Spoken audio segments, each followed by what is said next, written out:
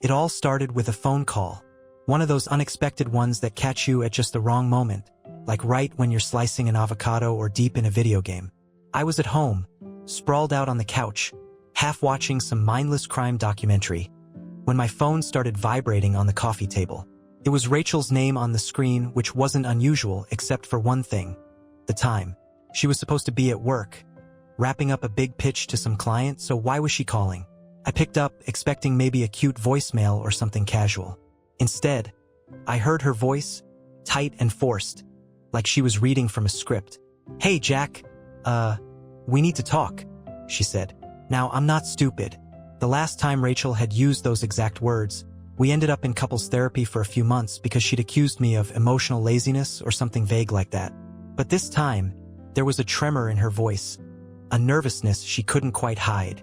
My senses started buzzing, and not in a good way. "All right, talk then," I said, sitting up, suddenly alert. "No, not like this. Not over the phone." I could hear her breathing heavy, could hear the shaky inhale. What the hell was going on? Before I could ask any more questions, she hung up. Just like that.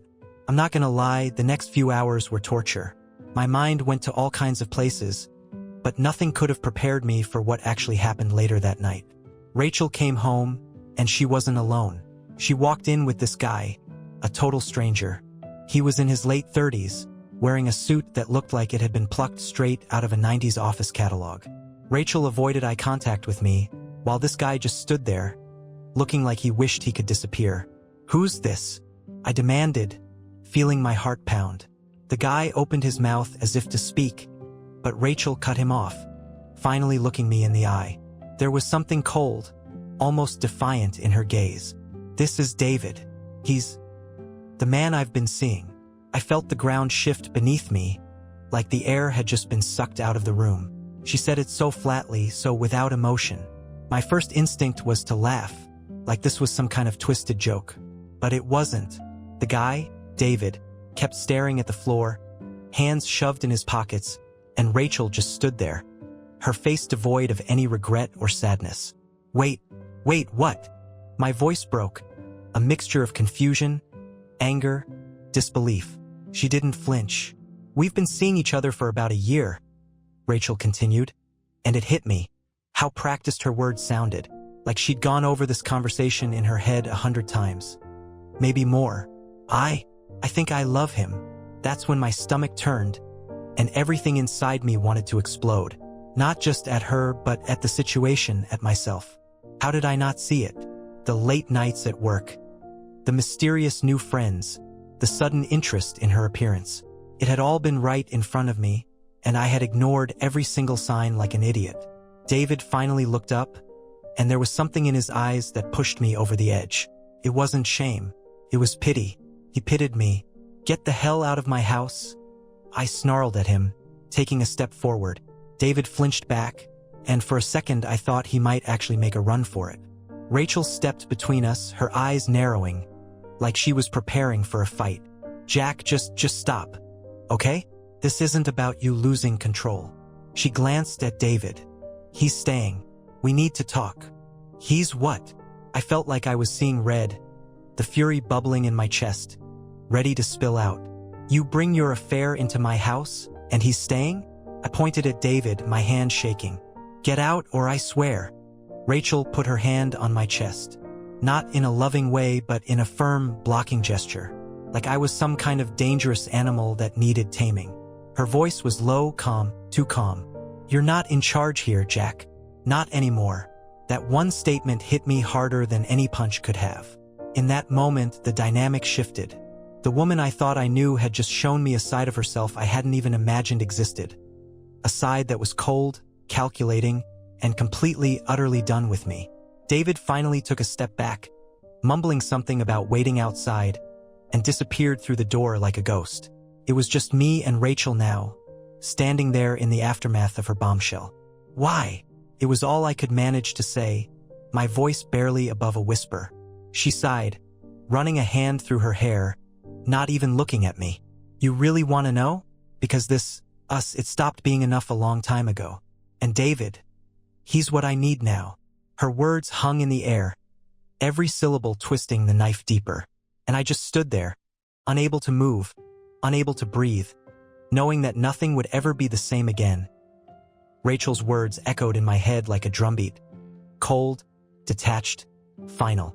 Couldn't wrap my mind around it. Everything inside me wanted to scream, to rage, to somehow reverse time and make this nightmare disappear. But all I could do was stand there, staring at the woman I thought I knew, who now looked more like a stranger than ever. How long? My voice cracked as I forced the words out, each one feeling like a dagger twisting in my gut. How long have you been seeing him, Rachel? I needed details. I needed something to cling to, something that could explain the madness unraveling in front of me. Rachel rolled her eyes, rolled them, as if this conversation was beneath her, as if my pain was an inconvenience. I already told you, about a year, she said, her voice dripping with annoyance. Jack, can we not do this drama right now? You asked, I told you. It's done. A year. A whole damn year. That meant the entire time we'd gone on that romantic weekend trip to fix things. She'd already been sneaking around. The whole time I'd been cooking her favorite meals, trying to bring some life back into our evenings. She'd been with him, while I was making plans for our future, for a family. She'd been elsewhere. It was like someone had taken a sledgehammer to the last 11 years of my life, smashing it to pieces. Something snapped inside me. It wasn't just anger. It was fury. I couldn't hold it in anymore. My hands shot out, knocking over the vase on the kitchen counter. It shattered against the tile floor, shards of glass scattering everywhere. Rachel flinched, her face briefly flashing something that almost looked like fear before hardening again into that mask of indifference. Are you done? She said, her voice icy, her eyes boring into me. She stepped over the glass like it meant nothing. Like the mess I just made was nothing but another inconvenience she had to endure. No, Rachel, I am not done. I spat the words out. You walk in here with that guy, tell me you think you love him, and you expect me to just what? Accept it? Let him stay here while we talk. I laughed bitterly. What kind of person even does that? What happened to you? She shook her head, almost like she pitied me. You really don't get it, do you? I called you today because I wanted to give you a chance to hear it from me before everything comes out. David's wife found out. That's why I had to bring him here. David's wife. The words tasted like ash. He's married. It just kept getting worse. Every layer I peeled back revealed something even more disgusting underneath. So you're the other woman, too? You're both destroying 2 marriages? For what, Rachel? For some thrill. She crossed her arms, her lips tightening. Stop trying to make me the villain here. You were never around, Jack. Always at work, always in your own head. I needed more than what you were giving me. David understands me in ways you never did. And yes, he's married. Or was soon enough. This isn't just some fling. I took a step back, my heart pounding, the rage inside me mixing with something else. Something colder, heavier. So that's what this is. You're just running away from everything because it got too real, too hard. Rachel laughed, and it wasn't the kind of laugh I'd heard from her before. The warm, genuine one that used to light up our evenings. This one was hollow, almost mocking. Maybe I am. Or maybe I just realized I deserve to be happy. And you know what? I don't regret it. I couldn't believe what I was hearing. The way she spoke, there was no remorse, no sadness, no sense that she had done anything wrong. And that's when it hit me, Rachel wasn't going to apologize. She wasn't going to beg for forgiveness or try to make this right. In her mind, she was right. And somehow I was the fool who just couldn't see it. Suddenly, the front door opened, and David stepped back inside. His eyes wide as he took in the shattered vase and the tension hanging in the air. He looked between Rachel and me, then said, almost in a whisper, "Is this a bad time?" Rachel turned to him, and in that moment, it was like I wasn't even there. She softened, her eyes warming as she looked at him. A look she hadn't given me in years. "No, it's fine," she said, her voice soothing, comforting. She walked over to him, placing her hand on his arm. Like they were already a couple. Like they had some shared world that I could never be a part of. Something inside me broke, seeing her touch him like that, in my home, with the shattered remains of our life still scattered around us. This wasn't just betrayal, it was erasure. It was her rewriting the story of US, while I was left holding the torn pages. I grabbed my keys off the table, the metal biting into my palm, and turned towards the door. I couldn't stay there, not another second. "I'm leaving," I said, my voice barely holding steady. "And when I come back, I want you both gone. Do you hear me, Rachel? I want you out of my house." She didn't respond. She just kept her eyes on David, as if he was the only person that mattered. And that, more than anything else, was the answer I needed. I slammed the door behind me, the sound echoing in the quiet hallway. I didn't know where I was going, didn't have a plan, but I knew one thing.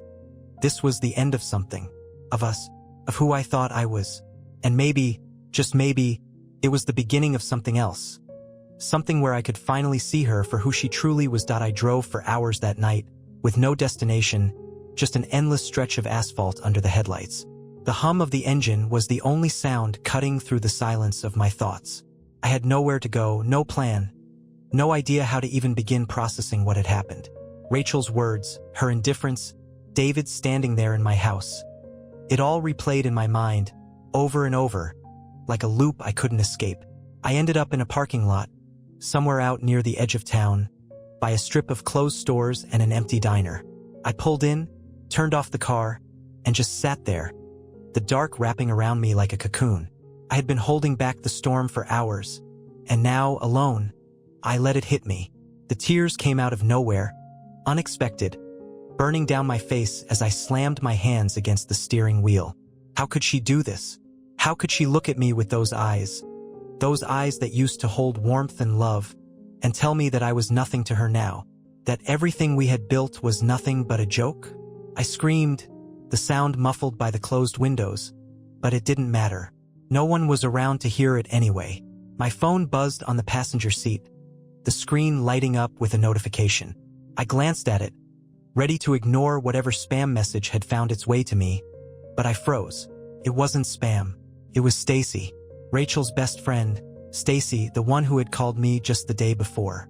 The one who had sounded so hesitant, like she was on the verge of spilling something important. Something she hadn't had the courage to tell me then. "Jack, I need to talk to you. I know about David. Please call me." My heart thudded in my chest, the message blurring as I stared at it. I called her immediately, my hands still trembling as I pressed the buttons, and after a few rings, Stacy picked up. "Jack," she breathed, relief and hesitation mixed in her voice. I didn't think you'd answer." "Stacy, what's going on?" I cut straight to it, my voice still rough. "You called me yesterday. You knew about David. You knew something. Just tell me everything." There was a long pause, and I could almost hear her struggling with herself on the other end of the line. Finally, she spoke, her voice low, almost a whisper. "Rachel's been lying to you, Jack. I didn't want to get involved, but I can't stay quiet anymore. She's not just seeing David. She's been planning to leave you for months. She was waiting for the right moment, for everything to be convenient." I could feel my pulse in my ears, the words hitting me like cold water. "Convenient," I repeated, disbelief cutting through the fog of my exhaustion. "Convenient for what, Stacy?" "For David to leave his wife," she said, her voice cracking. "She wanted to make sure he was serious before she blew up your life. But Jack, it's worse than that." She paused, and I could hear her swallow hard. "That's why my wife, who cheated on me with a married man 7 years ago, called me. That's what David's wife told me. Rachel's done this before."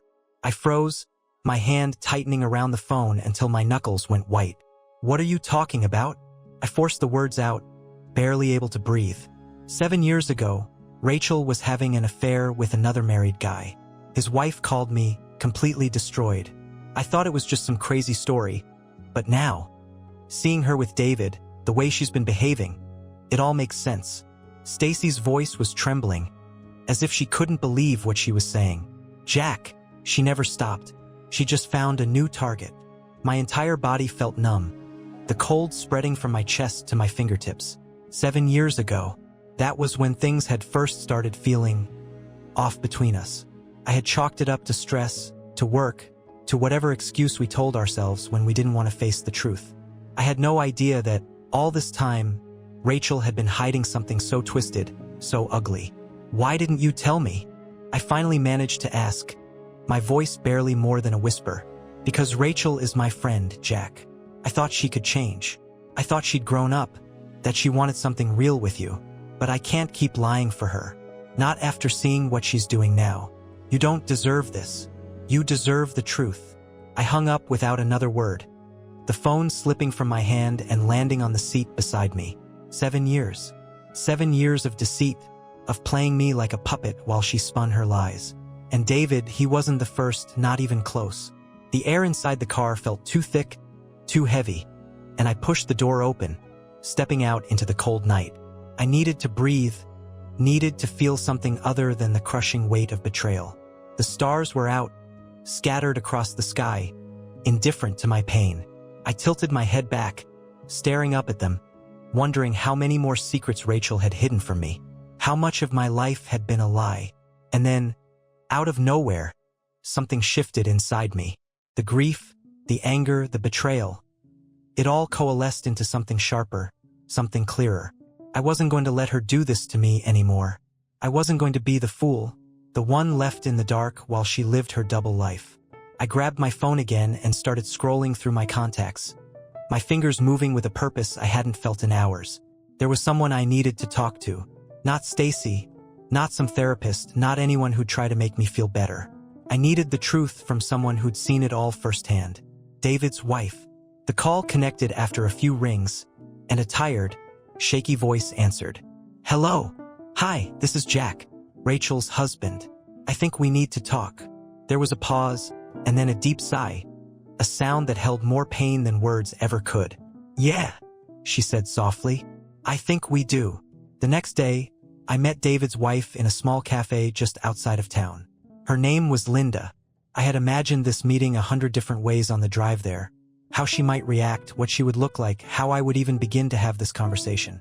But nothing prepared me for the actual sight of her. Linda was sitting by the window, a half-empty cup of coffee in front of her, staring blankly out at the street. She looked worn, like she hadn't slept in days, her face pale and drawn, her eyes rimmed with red. When she noticed me coming in, she gave a weak wave, and I made my way over, feeling that strange mix of dread and determination that had settled in my chest since last night. Jack? She asked, her voice barely above a whisper as I approached the table. Yeah, I said, sitting across from her. I forced a smile, but it didn't feel real. Thanks for agreeing to meet. Linda nodded, her fingers wrapping tightly around her coffee cup. There was an awkward silence, the air heavy between us, filled with the weight of everything we knew, everything we'd lost. I didn't know what to say, didn't know how to even begin. What do you say to a stranger whose life has been shattered by the same person who broke yours? Finally, Linda broke the silence. You know, she said, her voice trembling slightly, when I found out about David and Rachel, I thought I was losing my mind. I kept hoping I was wrong, that there was some other explanation. But the truth always comes out, doesn't it? I nodded, swallowing hard, trying to find my own voice. Yeah, it does. I took a deep breath, deciding to just go for it. Stacy told me about Rachel's past, about what happened 7 years ago with the other married guy. I had no idea. Linda looked at me for a long moment, her eyes searching mine. Then she gave a bitter laugh, shaking her head. I wish I could say I was surprised, Jack. But honestly, when I found out about Rachel, I knew she wasn't new to this. The way David talked about her, the way she acted, it was like she'd done it all before. She knew exactly how to manipulate him, how to make him think she was his escape. She paused, her eyes dropping to the table, and I could see the pain etched into her features. David thought she was something special. He said she understood him in a way I didn't anymore. I don't know if he ever realized how much he was throwing away for someone who was just playing a game. I clenched my jaw, my anger rising again at the thought of Rachel's cold calculations, at the way she had treated everything we had as if it were nothing more than a pawn in her twisted games. Rachel did the same thing to me, I said, my voice low, barely controlled. She brought David to our house. She told me she thought she loved him right in front of me, like it was nothing.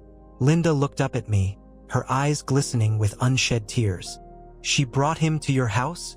She sounded horrified, and I nodded, feeling that cold fury rise up in my chest once more. She did, I said. She made me stand there while she paraded him in like he was her new prize.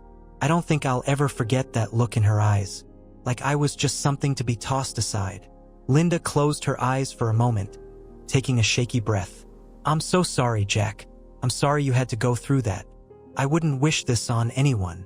We sat in silence for a moment, the weight of our shared betrayal binding us together in a way that nothing else could. I looked at her, at the rawness of her pain, and realized that I wasn't alone in this. Linda had been used just like me. She had been lied to, cheated on, her life torn apart by the same people who had destroyed mine. Do you know what you're going to do? She asked finally, her voice barely a whisper. I shook my head. I don't know, I admitted. Part of me wants to burn it all down. Part of me wants to just walk away and never look back. I think I'm still trying to wrap my head around it all. Linda gave a sad smile, nodding slowly. Yeah, I know what you mean. I thought about leaving David the moment I found out. But now I'm just numb. I don't know if I have the strength to fight anymore. He's trying to fix things, trying to make promises, but they all sound empty now. The idea of Rachel trying to make amends felt absurd to me. I could only imagine her scoffing at the notion of apology or regret. Rachel didn't even pretend to be sorry, I said, the bitterness leaking into my voice. She acted like I was the problem, like I was the reason she needed someone else. Linda nodded, her eyes downcast. That's how they do it, isn't it? They make it seem like we drove them to it, that it's somehow our fault. But it's not. They chose this. She looked up at me then, her eyes sharp, filled with a clarity that made me realize she wasn't as broken as she seemed. We didn't do this to them. They did this to us. And we can't let them take any more from us, Jack. We deserve better than this. Her words struck something deep inside me, a flicker of strength I hadn't felt in days. She was right. This wasn't my fault. I wasn't the one who lied, who cheated, who betrayed everything we'd built. That was on Rachel and David. They made their choices, and now they had to live with the consequences. I took a deep breath, nodding. You're right. We deserve better. We deserve people who actually care about us, who won't lie to our faces.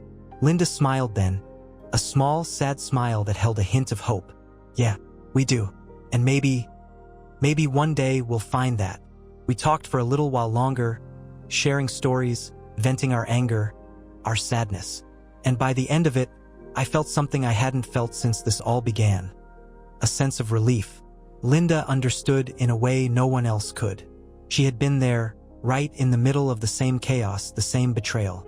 And somehow, talking to her made me feel a little less alone. As I stood up to leave, I looked at her, and for the first time, I felt a glimmer of something that might have been hope. Thanks, Linda, for meeting me, for listening. She nodded, her eyes still sad, but there was a strength in them now, a determination that hadn't been there before. We're in this together, Jack. We'll get through it, one way or another. I left the cafe with a newfound resolve, the cold air biting at my face as I stepped outside. This wasn't over, not by a long shot. Rachel might have torn my world apart, but I wasn't going to let her walk away without facing the consequences. And as I walked back to my car, I knew one thing for certain. I was done being a victim. It was time to take control, to decide what happened next, and to finally, truly, let go of the woman who had shown me just how little I meant to her. By the time I got back home that night, a plan was already forming in my head. I wasn't going to let Rachel just walk away with my dignity. She had made her choices, and now it was my turn. She thought she could have her perfect ending without consequences. Parade David in front of me, mock everything we'd built, and leave me shattered in her wake. Well, I had other ideas. As I walked into the house, the weight of what I was about to do hit me. The house was quiet, eerily so, and for a moment, I wondered if Rachel had actually taken me seriously and left. But then I heard it, voices coming from the living room. Her voice, his voice. They were still here, whispering to each other like a pair of teenagers sneaking around. My blood boiled as I approached the living room door, their conversation growing clearer. Rachel was talking to David, her voice hushed, trying to calm him down. It's fine, David, he just needed to blow off some steam. He'll come around eventually. He always does. Always does. Those words were the final match that lit the fire in me. She thought she had me figured out. Thought I would just lay down and accept whatever scraps of her attention she chose to throw my way, no matter how many times she kicked me down. Well, she was wrong. I pushed open the door, and they both turned to look at me. Rachel's eyes widened for a second in surprise, but then she narrowed them, the defiance returning immediately. David, on the other hand, looked like he wished he could disappear, shifting nervously where he stood beside her. "Jack," Rachel said, her voice dripping with annoyance. "You're back already?" I ignored her, my eyes locking onto David. "You need to leave," I said, my voice calm, but with an edge that left no room for argument. "Now," David swallowed, glancing at Rachel for reassurance, but she gave him nothing. Finally, he nodded, muttering something about going outside, and practically ran out of the room, the front door clicking shut behind him. It was just me and Rachel now, standing face to face in the living room that had once been filled with so many good memories. Game nights, lazy Sunday mornings, laughter. Now it felt like a battlefield. "Really, Jack?" Rachel snapped, crossing her arms. "You're going to keep acting like this? You told me you were leaving." I took a step closer, my eyes locked on hers, refusing to back down. "You think you can bring that guy into my house, and I'm just going to walk away? You think I'm going to let you rewrite our history and make me look like the problem? No, Rachel, you're not getting away that easy." She scoffed, her lips curling in disdain. "What are you talking about, Jack? This is over. You and me, we're done. I've moved on. David and I. You and David are pathetic." I cut her off, my voice steady, my anger cold now, controlled. "He's a coward, and you're just repeating the same mistakes over and over.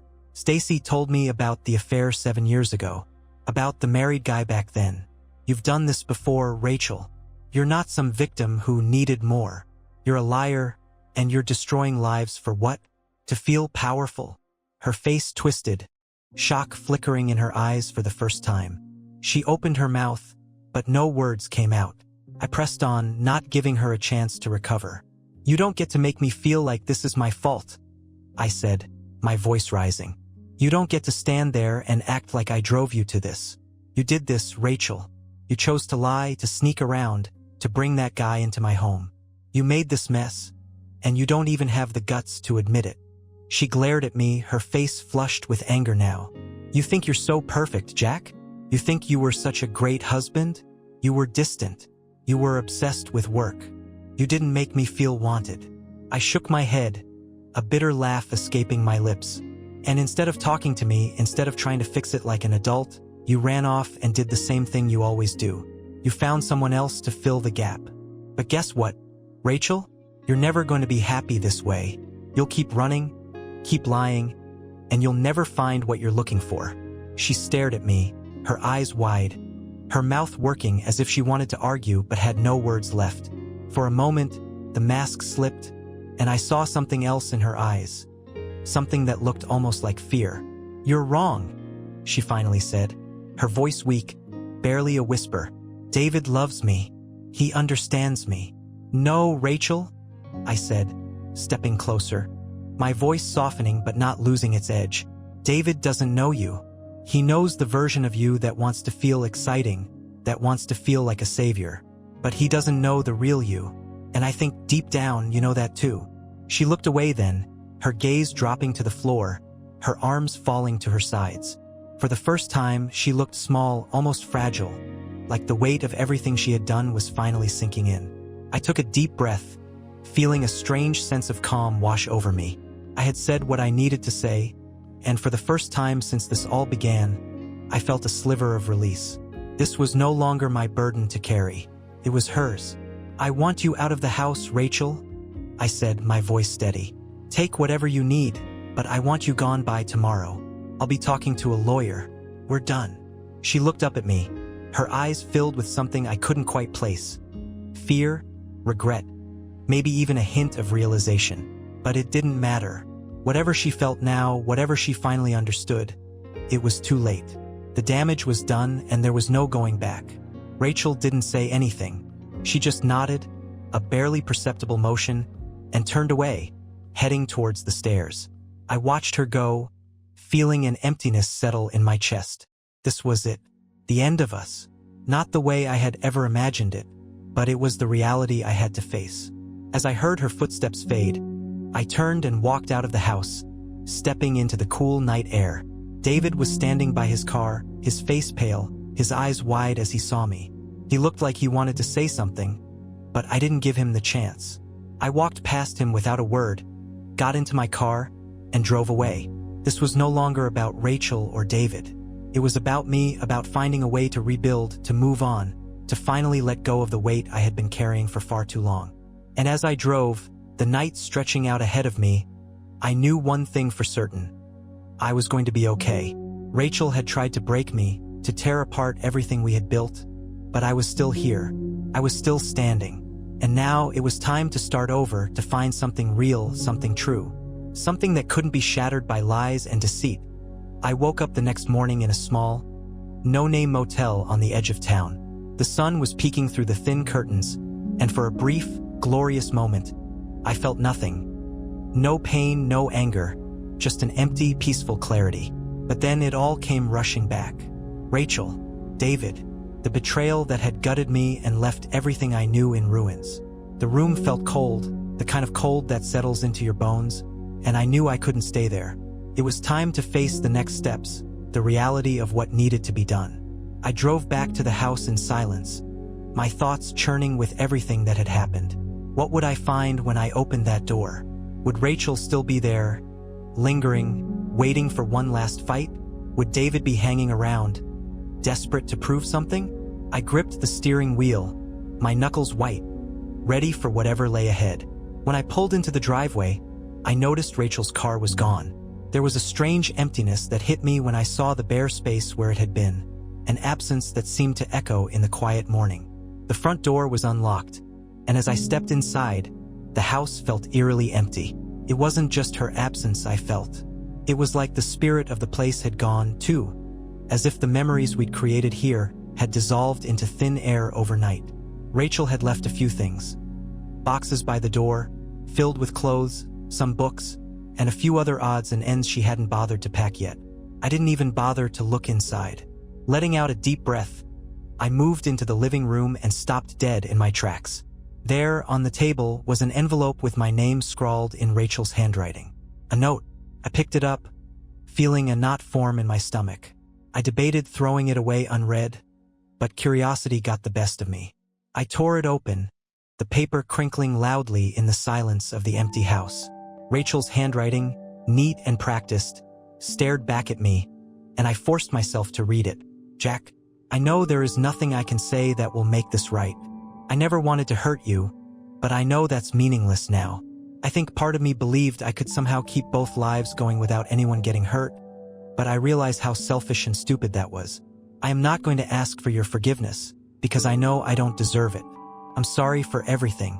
I'm sorry for lying to you, for betraying you, for not being brave enough to tell you the truth sooner. I hope one day you can understand why I did what I did, even if you never forgive me. Rachel.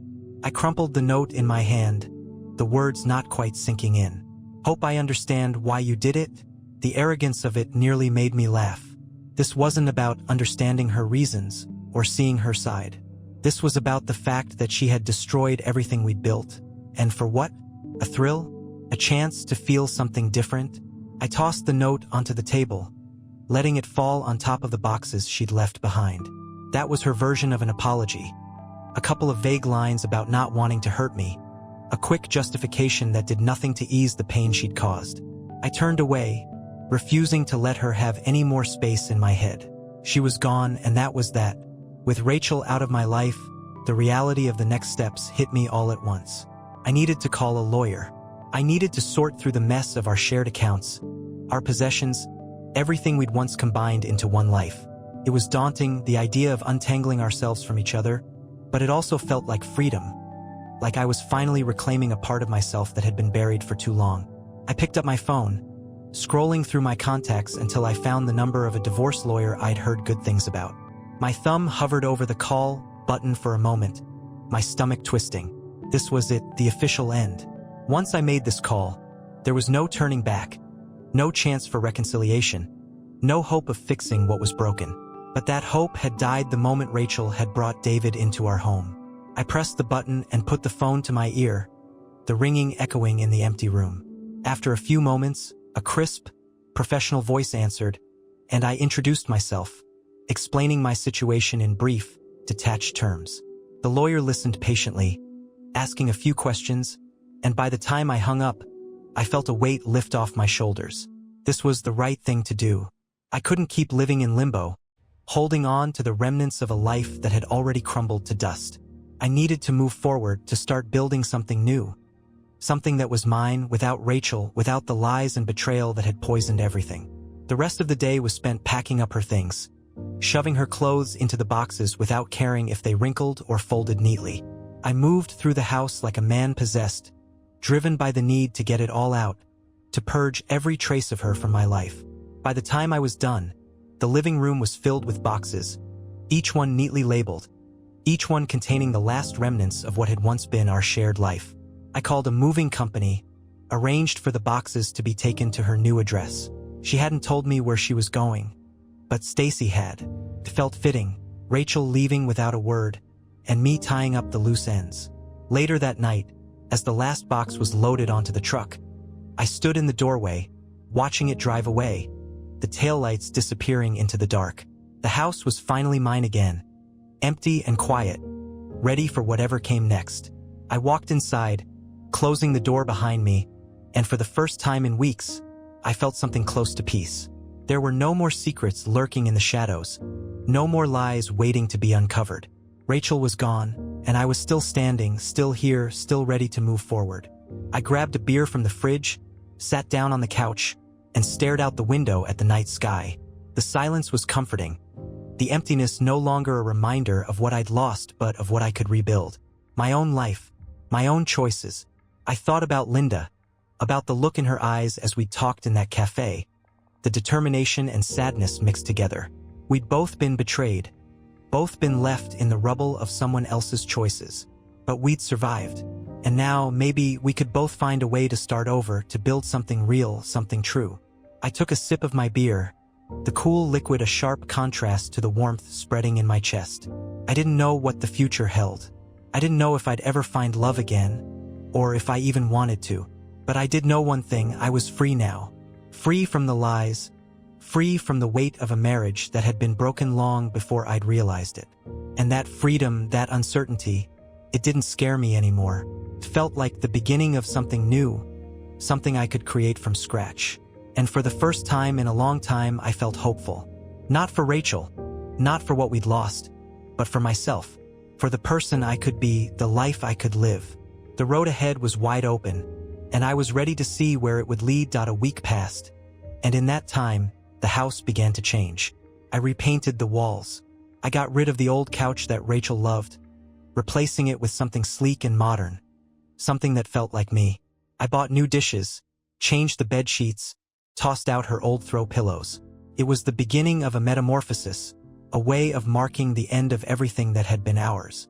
It was therapeutic, and with every change, the place felt a little more like my home and a little less like a reminder of what I'd lost.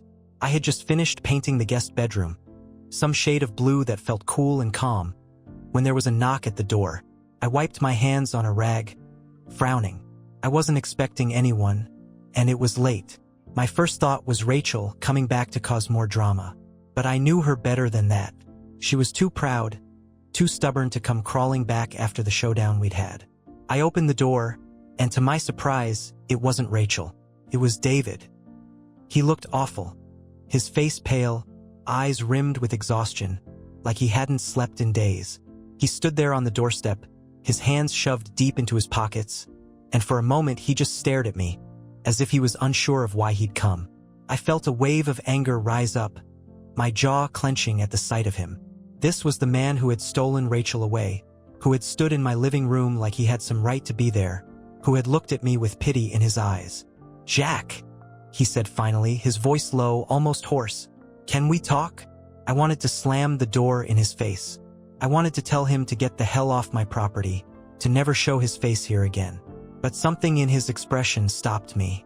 There was a brokenness in him, a desperation that I hadn't seen before. He looked like a man whose life had fallen apart, and maybe, in some strange way, I wanted to hear what he had to say. I stepped back, leaving the door open just enough for him to come in if he wanted. He hesitated, then walked inside, his eyes darting around as if expecting Rachel to appear at any moment. I led him into the living room, and we stood there, awkwardly, the air thick with tension. "What do you want, David?" I asked, my voice cold. I wasn't in the mood for pleasantries or apologies. He swallowed, his atoms apple bobbing, and finally spoke. "Rachel left me," he said, his voice cracking. He looked at me, and there was something raw in his eyes, something that almost made me pity him. "She left 2 days ago, packed up her things and walked out. She didn't even say goodbye." I stared at him, my anger mingling with surprise. She left. It was strange, the idea of Rachel just abandoning him after everything she'd done, after the damage she'd caused to both our lives to be with him. "Why are you here, David? Why are you telling me this?" He ran a hand through his hair, a shaky breath escaping his lips. "Because I don't know what else to do," he said. "She's gone, Jack. She used me just like she used you. I thought she loved me. I thought she wanted a life with me, but she just left. She used me to blow up her life, and when the dust settled, she moved on without a second thought." I couldn't help it. I laughed, a bitter, humorless laugh that echoed in the empty room. "And what did you expect me to say to that, David? You think I'm going to feel sorry for you? You think I'm going to help you pick up the pieces?" I shook my head, my anger rising again, fueled by the audacity of him standing here, wanting sympathy. "You destroyed my marriage, David. You came into my home, stood in front of me, and took what wasn't yours. And now you want me to help you because she's done the same thing to you." He winced at my words, his face crumpling, and for a second, I thought he might actually start crying. "I know I don't deserve anything from you," he said, his voice breaking. "I know I messed up. I needed you to know. I needed someone to understand. She didn't just hurt you, Jack. She hurt me too." I stared at him, my anger simmering, but beneath it, there was something else. A strange sense of understanding. He was right. Rachel had hurt us both, had used both of us to fill whatever void she was trying to fill, and when she'd had enough, she'd walked away without looking back. I took a deep breath, the tension slowly seeping out of my shoulders. "What did you think was going to happen, David?" I asked, my voice softer now, though still filled with disdain. "Did you think she was going to be different for you? That she was suddenly going to become someone she's not?" He shook his head, his eyes downcast. "I don't know," he said quietly. I guess I thought we were special, that she really loved me." I sighed, rubbing a hand over my face, the exhaustion of the past week catching up to me. "Rachel doesn't love anyone, David. Not really. She loves the idea of being loved. She loves the thrill of it, the chase. But once she has what she wants, she loses interest. That's just who she is." He looked up at me, and there was a hopelessness in his eyes that I recognized all too well. "What do I do now?" he asked, his voice barely a whisper. "How do I move on from this?" I studied him for a long moment, the man who had once been my enemy, who had taken part in tearing my life apart. And in that moment, I realized that he wasn't my enemy anymore. He was just another victim of Rachel's selfishness, another person left in the rubble of her choices. "You pick up the pieces," I said finally, my voice tired. "You start over. You learn from it and you don't let it define you. You move on, David. It's the only thing you can do." He nodded, his eyes brimming with unshed tears. "I'm sorry, Jack," he said, his voice cracking. "I know it doesn't mean much, but I am. I wish I could take it back." I nodded, though I couldn't bring myself to say the words. Maybe one day I could forgive him. Maybe one day, the anger would fade, and I'd be able to see him as just another person who had been caught in Rachel's web. But that day wasn't today. "You should go," I said, stepping back and opening the door for him. He nodded again, wiping at his eyes, and walked out without another word, the door clicking shut behind him. I stood there for a moment, the silence settling around me once more, and I felt something shift inside. David's visit had been unexpected, and the pain he'd brought with him had reopened wounds I thought I was ready to close. But it had also brought something else, a strange sense of closure. Rachel was gone, and whatever hold she had over David, over me, was gone too. I walked back into the living room, looking around at the changes I'd made, the new beginnings I'd created for myself. And I realized that I didn't need anything from Rachel anymore. Not her apology, not her explanations, not even her regret. I was finally free, and for the first time, I truly believed it. Days turned into weeks, and the world seemed to slow down in a way I could finally appreciate.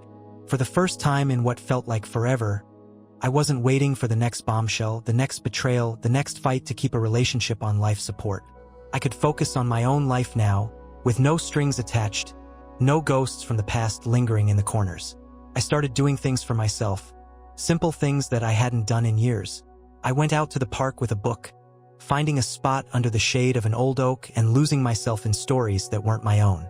I went to the gym more often, running until I could feel my heart pounding, feeling alive in a way that had nothing to do with anger or pain. I reconnected with old friends, people I had distanced myself from when everything with Rachel became too overwhelming, and they welcomed me back without question, without judgment. It was like breathing fresh air for the first time after being stuck in a smoky room. The house, too, continued to transform. I replaced the pictures of Rachel and me with new artwork. Abstract pieces, bold colors, something that spoke of possibility rather than memories of what had been. I turned the guest room into a little studio space, set up an easel, and began painting again, something I hadn't done since college. It was messy and imperfect, but it was mine, and that was enough. One day, as I was sitting in the living room, sipping a cup of coffee and watching the sun filter through the curtains, my phone buzzed on the table. I glanced at the screen, expecting a message from one of my friends, maybe a work email. Instead, it was Linda. "Hey Jack, I've been thinking, would you want to grab a coffee sometime? Just to catch up." I stared at the message for a moment, a smile slowly spreading across my face. It had been weeks since I last spoke to Linda, but not a day had gone by that I hadn't thought about her, about our conversation, about the connection we had forged out of shared heartbreak. It wasn't romantic, not in the way you'd see in movies. It was something deeper, something real. We had both walked through the fire, and somehow we had come out the other side stronger, more whole. I typed a quick reply. "I'd love that. How about this weekend?" She responded almost immediately, a simple sounds perfect, smiley face that made me feel a warmth I hadn't felt in a long time. It was strange how something so small, so ordinary, could make me feel like I was finally stepping into a new chapter. When Saturday came, I found myself surprisingly nervous. It wasn't a date, I told myself. It was just coffee. Two people who understood each other, who had been through hell and were still standing. But as I stood in front of the mirror, adjusting my shirt, making sure I didn't look like I just rolled out of bed, I realized that it mattered more to me than I was willing to admit. We met at a cafe downtown, a cozy place with mismatched furniture and a warmth that felt inviting. Linda was already there when I arrived, sitting at a corner table, her fingers wrapped around a mug, a soft smile on her lips when she saw me walk in. "Jack," she said, her voice light, almost relieved. "I'm glad you came." I sat down across from her, mirroring her smile. "Of course. It's good to see you, Linda." For a while, we talked about the small things, work, hobbies, the books we were reading. It was easy, the conversation flowing naturally, and I found myself laughing more than I had in months. Linda had a dry sense of humor that I hadn't noticed before, and her eyes lit up when she spoke about the things she loved. Cooking, hiking, the art classes she'd started taking. Eventually, though, the conversation drifted, as it always seemed to, back to Rachel and David. It wasn't painful the way it used to be. It was more like we were examining something from a distance, something that had happened long ago, something that no longer had power over us. "How are you holding up?" Linda asked, her eyes searching mine, genuine concern in her gaze. I thought about it for a moment, and then I nodded, a smile tugging at my lips. "I'm okay. Actually, I think I'm better than okay. It's strange, but I feel free. For the first time in a long time." She smiled at that, her eyes softening. "Me too. It's like I can finally breathe again. You know? Still hurts, but it's different now. It's like I'm not carrying it around all the time." We fell into a comfortable silence then, sipping our coffee, just enjoying the moment. And as I looked at Linda, I realized that maybe this was what healing looked like. Not some grand revelation, not a sudden burst of happiness, but quiet moments like this, simple, genuine, shared with someone who understood. "Jack," she said suddenly, breaking the silence, her voice hesitant. "Do you ever think about what's next? For you, I mean." I met her gaze, seeing the uncertainty there, and I knew what she was asking. I reached across the table, my fingers brushing against hers. A small gesture, but one that felt like a promise. "I don't know what's next," I said honestly, "but I think I'd like to find out. One step at a time."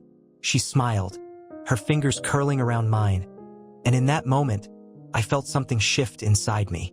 It wasn't love, not yet, but it was something real, something solid, something that felt like the beginning of a new story, one that I could write on my own terms. We spent the rest of the afternoon there, talking, laughing, sharing stories, and when we finally left, the sun was setting, painting the sky in shades of pink and orange. I walked her to her car, and as she turned to leave, she paused, looking back at me. "Jack," she said softly, "I'm glad we're in this together." I smiled, a warmth spreading through my chest. "Me too, Linda." She gave me one last smile before getting into her car and driving away, and I stood there for a moment, watching the taillights disappear down the street. The air was cool, the sky darkening, and I took a deep breath, feeling a sense of peace settle over me. Rachel had tried to destroy me, had tried to take everything I was and leave me with nothing. But she hadn't succeeded. I was still here, still standing, still ready to move forward. And now I wasn't alone. As I walked back to my car, I felt a sense of hope that I hadn't allowed myself to feel in a long time. The past was behind me, and the future, whatever it held, was mine to shape. And for the first time, I felt truly free.